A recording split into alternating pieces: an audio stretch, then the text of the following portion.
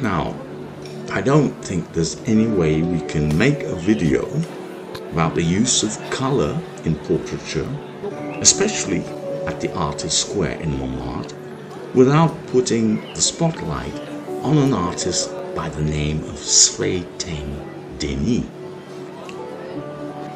Teng is of Cambodian origin, but he studied his art in France, and since then, in many ways, he has become the flagship portraitist of the Place du Tertre.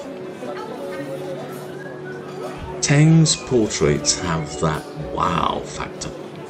His colors are vibrant and his technique dynamic. He is also the ultimate entertainer, a kind of magician who can attract huge crowds. It's always a joy to see this guy in action, but it's also an education. Unfortunately, we missed the beginning of this portrait, but not to worry, there is a second face to be drawn. This is a double portrait, so we will be able to see from A to Z Teng's procedure when he tackles a color portrait in pastel. This video was filmed on the spur of the moment without any preparation, so some coverage was lost because I had to change the camera battery. Nevertheless, I think it's a good video. I think you'll enjoy it. He's a great artist. The models are a lovely couple from Cambodia, which means that the star and the two co-stars in this video are all from Cambodia. Now, before we see him in action, I would like to say a very few brief words about Teng, the man, rather than Teng, the artist. Let's have a look at the heart, as it were, behind the art. I did make another video about this because I do think it's important to realize that in many ways, Teng's portraits are a means to an end. He does a lot of charity work. He buys pumps and constructs wells. He has brought clean water supply, something we take for granted in the West, and also medical supplies to many remote villages in his homeland. With this artist, with this man, there's a lot more than meets the eye. He is a practicing Buddhist. He is kind, modest, and generous. He is always a delight to work with. So apart from being a terrific artist, Teng Svay Denis is also 100% there as a human being.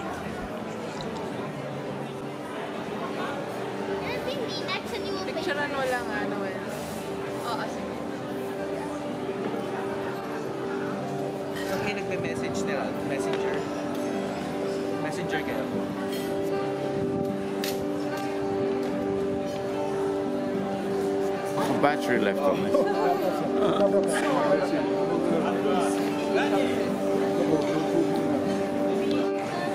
Now, a word about the composition. This is a double portrait, so it's important to bear in mind where the second face is going to go. You want to leave ample space for that second model, and you want the composition to be harmonious. So it might be a good idea to make a rough outline of your two faces before you start doing any color work. Now, Teng is someone of great experience, so basically he has an idea of where these two faces are going to be in his mind's eye even before he starts. So he doesn't need those guidelines.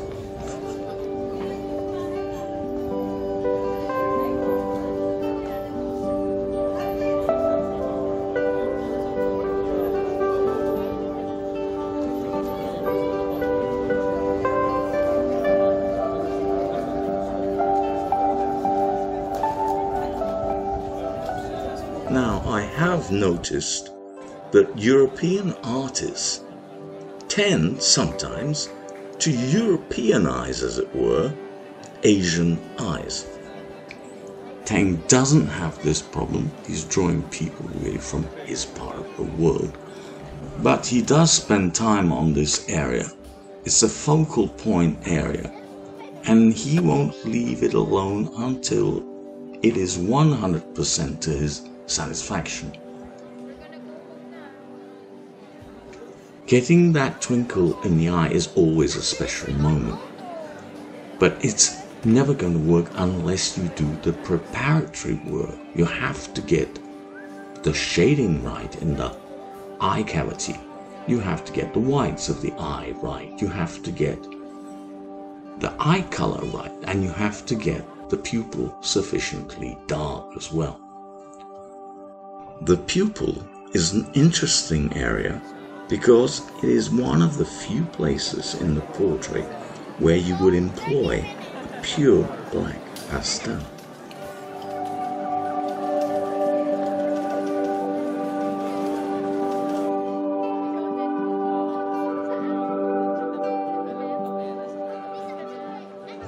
Yellow, orange and red feature a lot in the palette of this artist. He really likes to use warm colors. But notice here how he applies a greenish pastel to neutralize some of the shadow areas. Green is on the opposite side of the color wheel to red, so you can take the heat off some areas by using green or maybe blue.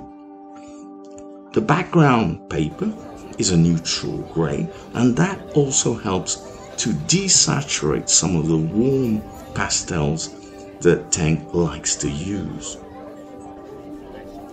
Most of the difficult detail bits are done. The artist can start enjoying himself now with the hair. And with Teng, nobody has a bad hair day. He always draws hair in a very lively way with broad strokes.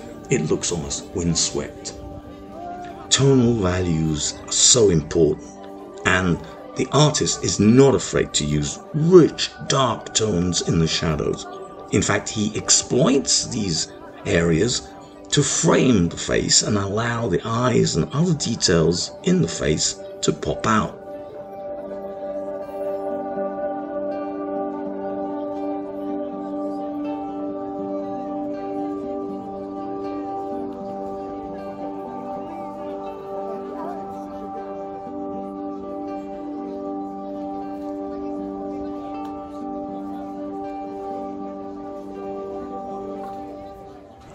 The expression is always vital in a portrait, and this model has a very beautiful natural half smile with an open mouth with teeth, and the artist has been courageous enough to draw what he sees, to include the teeth, and he pulls this off very well indeed. The expression is terrific. It's beautifully captured.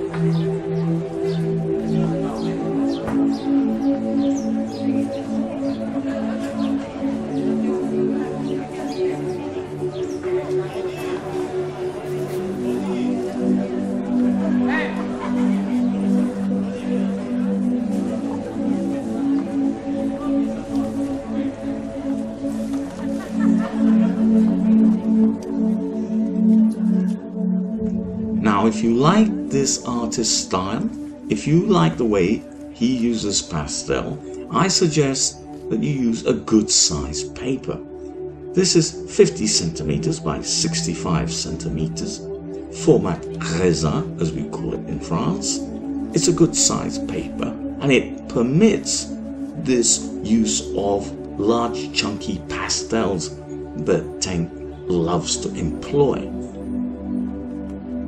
The secret of the success of this style is not just the attention to detail, but the loose, lively, broad treatment of areas like the hair. And you can only get this if you're using a good sized chunky pastel stick. And if you draw a large size face on a large size piece of paper.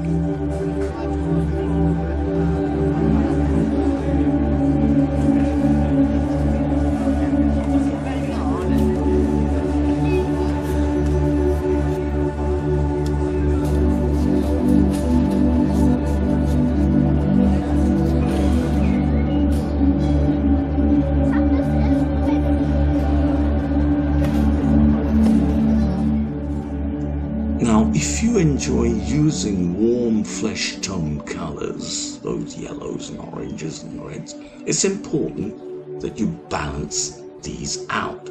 We talked about the green that Teng was using before, and he does have a lot of neutral colors in his palette, as you will notice if you check out the bottom of the screen. There is a selection of muddy neutral colors, pastels that he can use to take the heat off certain areas, and he can do this with discretion when things are getting a little bit too spicy.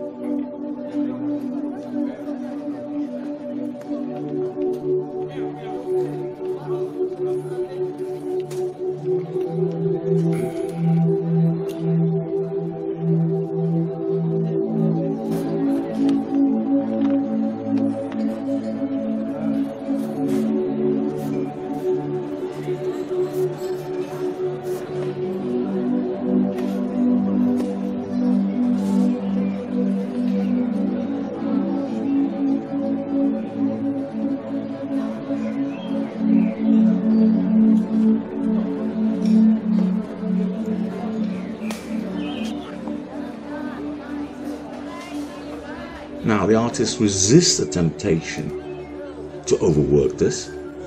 He keeps it nice and lively, and in some areas of the hair, he actually allows the paper to show through. This lets the portrait breathe and creates a nice contrast between the central facial area, where a lot of pastel material has been used. It's almost impasto in this area, and the outer hair area, which has been treated in a much more sketchy way.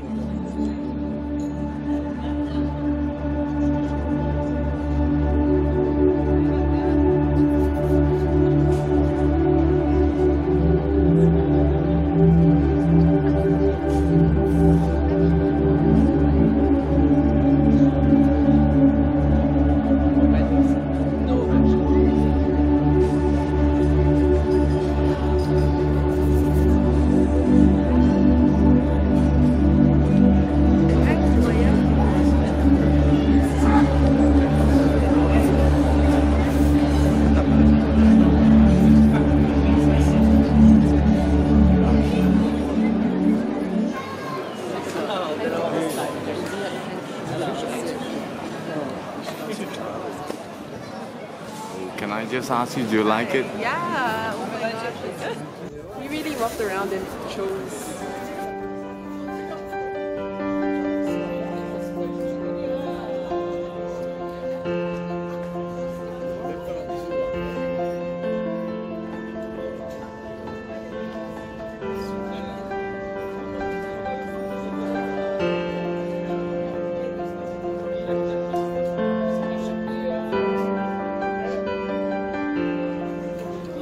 Teng always begins his portraits in a loose, free approximate kind of way. First, he lays down some foundation color, quite warm color, and then, working quickly and without hesitation, he fixes the position of the eyes and the nose. He maps out the basic proportions. He has to make sure the second face is the right size in comparison to the first.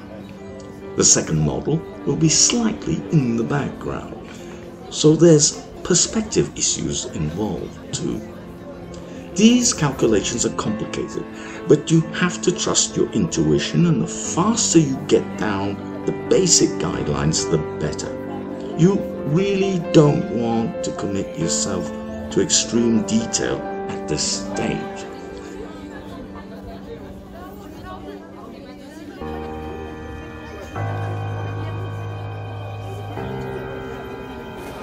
We can use light and shadow to help us construct the face. The introduction of a pale flesh-colored pastel creates a feeling of volume. This extra information is very useful because it helps us to visualize the face in a much more comprehensive way.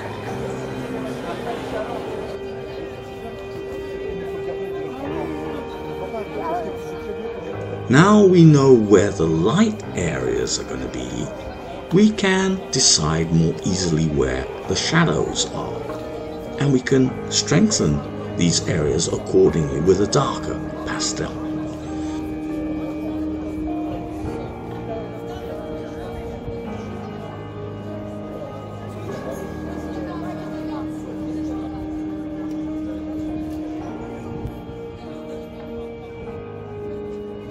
At some point, when you feel your proportions are correct, you're going to have to commit yourself.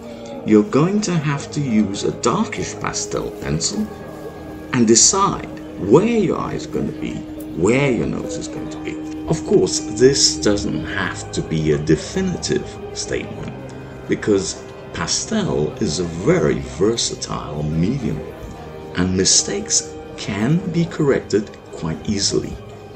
The less corrections you have to make, the better. You don't want your pastel drawing to lose its freshness. One last tip. Use pure black pastels carefully and in moderation. They can easily make your drawing look a little bit dirty. Over the years, Teng has developed his own palette for portraiture. It's up to you to find the colors you prefer also for your pastel drawings. A palette for portraits won't be the same as a palette for landscapes. Rest assured, as time goes by, your favorite flesh tones and other colors will choose themselves. Some colors, like this crimson being applied to the lips, for example, you won't be using abundantly, but you do have to have this color in your armory. If you are a beginner, I would recommend that you purchase a box set of pastels with a comprehensive range of colors. Above all, this will provide you with a selection of colors from which you can develop your own personal portrait palette. But it will also provide you with those rather eccentric colors which you're only going to use once in a blue moon, but you will need sooner or later.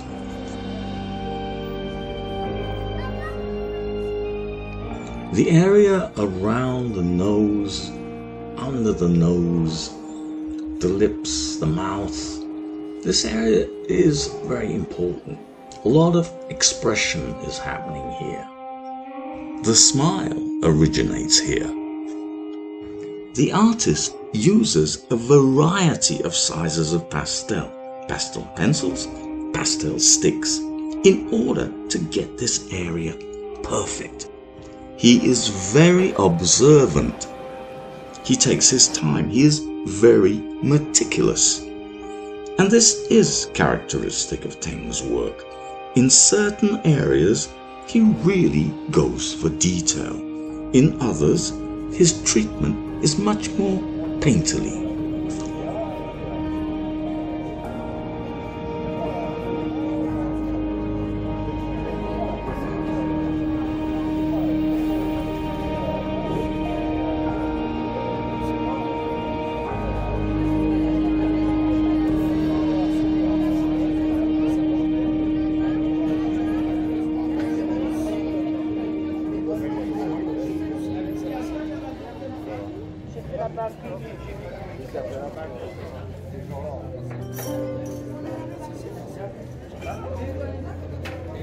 Teng is very attentive to his tonal values.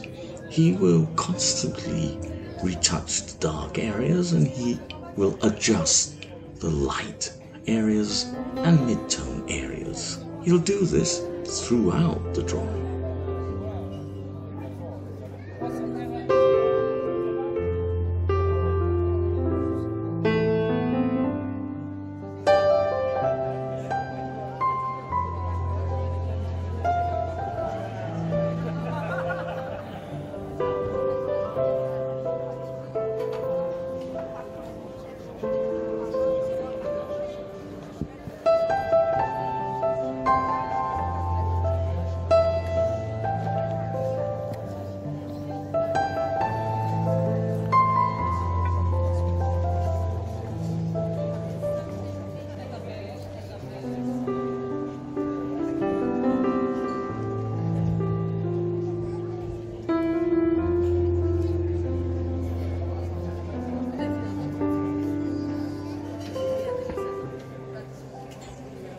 When it comes to the eyes and the area around the eyes, this artist will invest everything.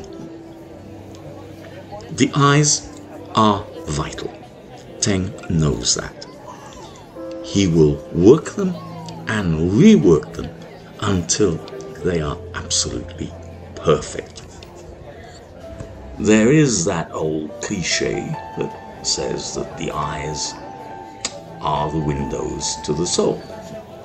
I'm not sure about that, but they certainly are the windows to the personality. If you can get the eyes right in a portrait, then maybe you can nail down something of what makes the person you're drawing unique. You can nail down a little bit of what makes him special, or not very special, as the case may be.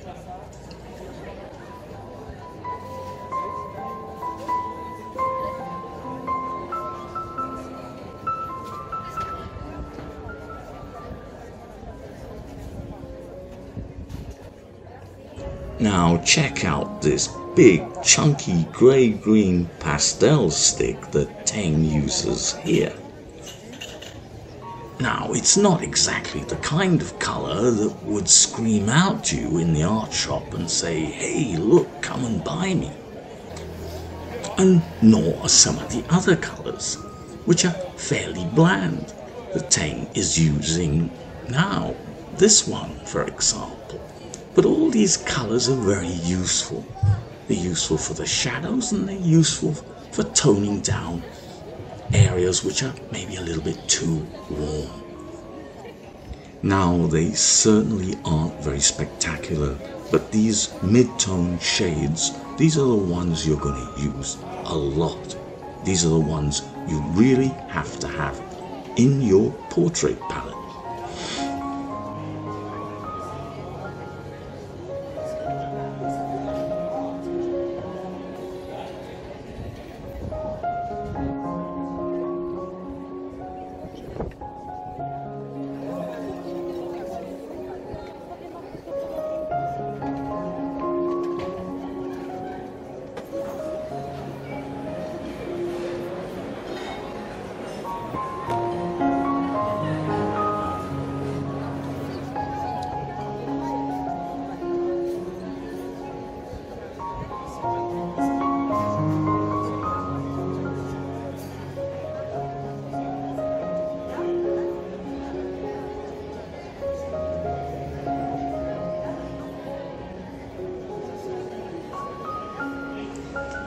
Now, in order to not disturb the artist, I have to film from the left-hand side.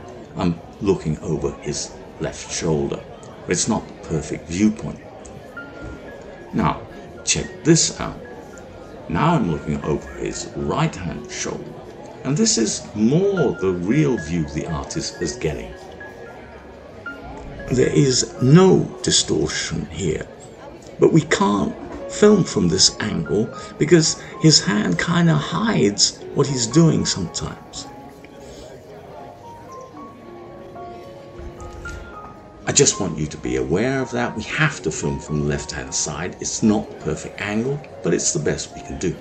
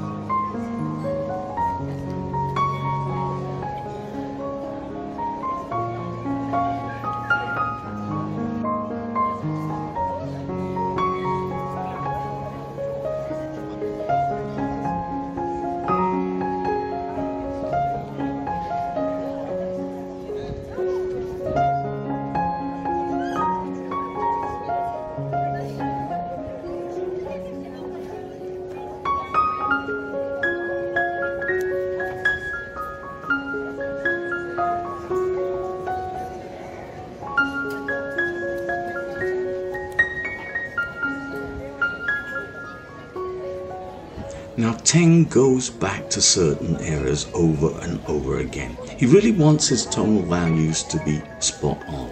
He wants his darks to be really dark. And the midtones and the highlights, they need these dark tones to be dark.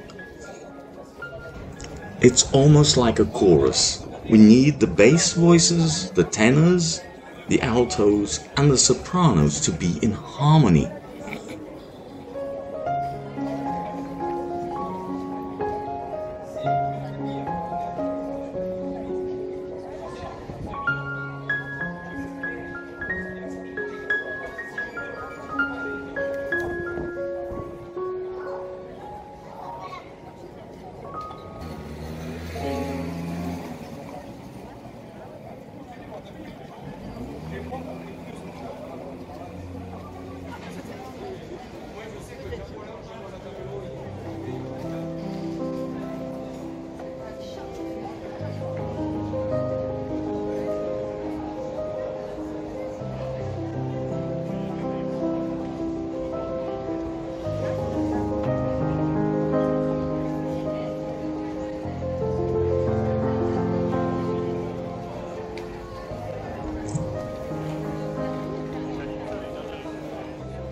Now, something happened there that doesn't happen very often. But it will happen again in a minute. So get ready.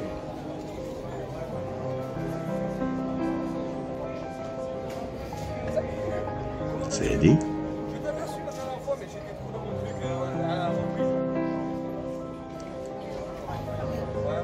Steady.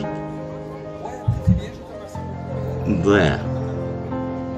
Teng very rarely touches the paper or uses his fingers to blend pastel. He doesn't smooth out the marks made by his pastel stick. He allows each mark, each stroke to be visible as he would if he were painting a picture with a brush. In this way, the whole portrait becomes more like a painting than a pastel drawing. Now, if you want to attain a similar painterly effect, then you should endeavor to resist the temptation to blend pastel with your fingers. Of course, there are no hard and fast rules, and Teng does use his fingers to soften certain areas occasionally, but it's very occasionally. Now, check that out. That's that big chunky shadow maker coming in again.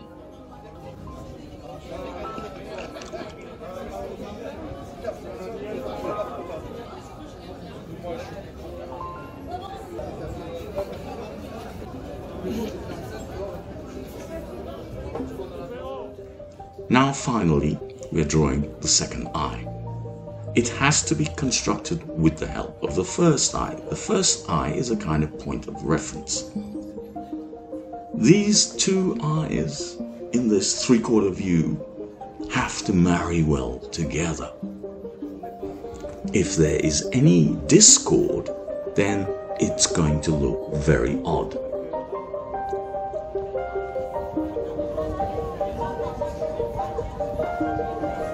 But there won't be, because this artist knows what he's doing. He checks and he double checks before he shades in the second eye.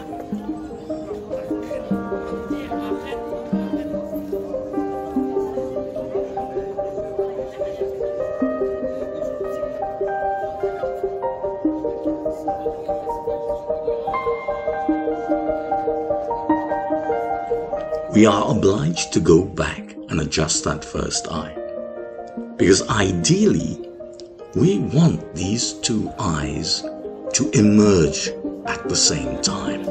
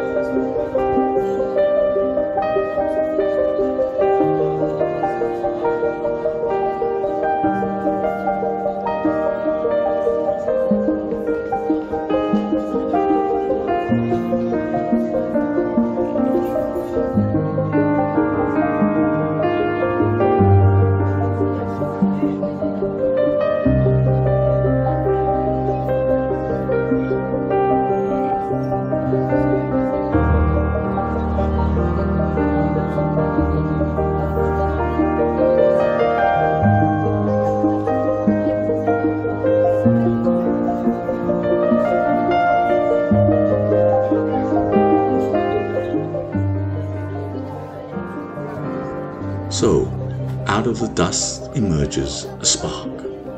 From the surface of the paper emerges a kind of reality, which is almost palpable. It's magic. This artist is a wizard, and watching him bring faces alive like this is always an incredible experience. But our journey with this portrait is now reaching its end. We've negotiated the most difficult obstacles, and from here on in, we're on easy street. This model will soon be getting impatient, and the next client is waiting in line, but Teng has not finished. And he won't stop until he is totally happy with this portrait. I've seen him in this situation before, and I've seen him lose clients because he really pushes it to the end. He seeks perfection, and in conditions which I would consider not ideal, he goes a long way towards getting it.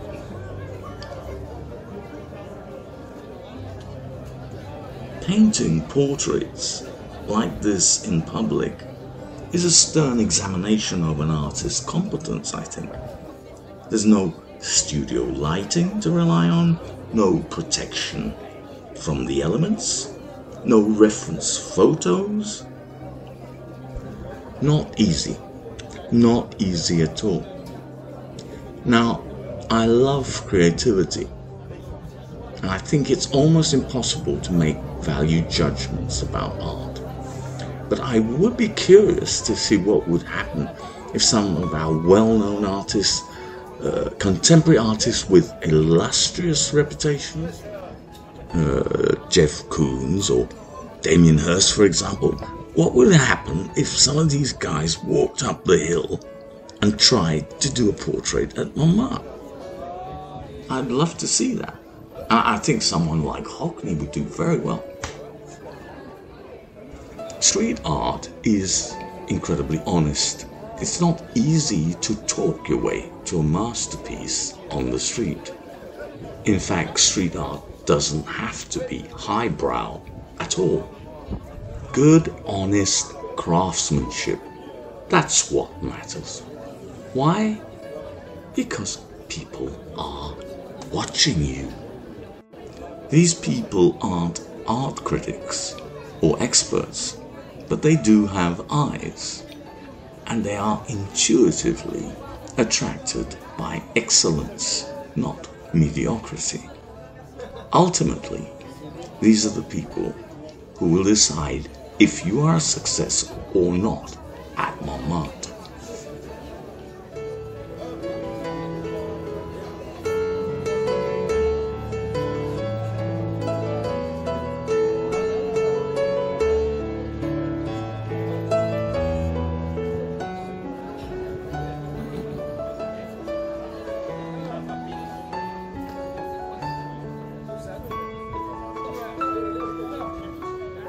The street lamps are coming on soon because the daylight is fading now. But this isn't the end of the day for Teng. The curtains aren't falling yet. The show isn't over yet. In fact, this is the beginning of the spectacle because Teng loves to work with the drama of electric light.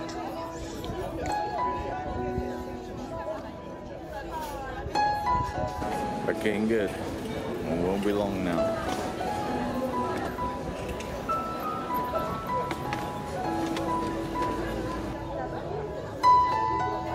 Now, I think everyone would agree that that is a pretty successful portrait. Both the gentleman and the beautiful lady have been brilliantly depicted. There's not much left to do. Just the shirt to finish. Now, what color should we use here? Why not use a little bit of artistic license?